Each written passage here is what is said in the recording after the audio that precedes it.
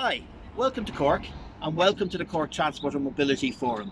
My name is Darren McAdam O'Connell and I'm the chair of the Cork Transport and Mobility Forum, and I'm coming here to you on the banks of the River Lee in beautiful Cork City.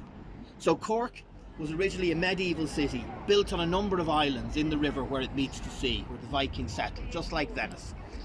And we have narrow medieval streets interspersed with the wide streets like the one behind me, which is actually a river channel covered up by a long bridge.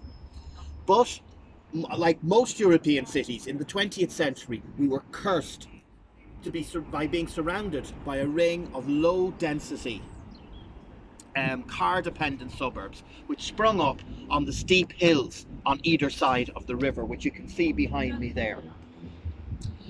And that means that we still have to solve those problems of low density coupled with narrow medieval streets in the city centre. But really what I'm here to do today is to tell you a story about the Cork Transport and Mobility Forum. So I've been working in transport a long time, and you would meet with people working in different areas and they'd always be keen to help. Everybody wants to do their best. Everybody wants to make the world a better place, a more sustainable place and a healthier place. And people want to do what they can. But we're all busy, we all have jobs to do, which have a very narrow focus. And we have a narrow area of professional expertise and a narrow area of professional influence. But that doesn't work for transport. And why it doesn't work is because transport is not a one-dimensional issue. Most of what influences transport behaviour, what influences transport demand, what influences how people choose or have to travel, is actually how the city is laid out, what's happening in their lives.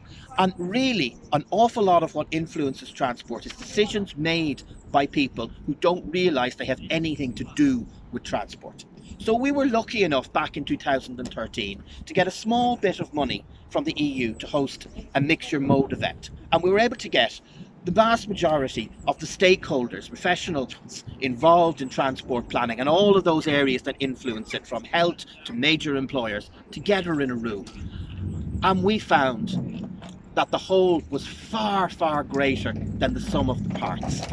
And we found that we had a new enthusiasm, a new focus and a new direction, that we all were working together, pulling together as a team. Now that isn't only great because of the help and support we're able to give each other, but it's also those little things you don't realise. When we're working on projects which we didn't think would have any influence on another transport area, or people who aren't involved in transport at all, like the health services and major employers, when they're working on something that they previously hadn't been thinking about transport, we can see and we can understand the perspective of all the different transport users in the city, and we can make subtle changes which have a huge influence on transport in ways we never realised. And it really means that together now we're a family, we're a team working to make Cork a better place to live, and we're all pulling together, the cyclist, the bus driver, the city planner, the major employers, all on the same team to make Cork a better place to live with healthier, more sustainable travel.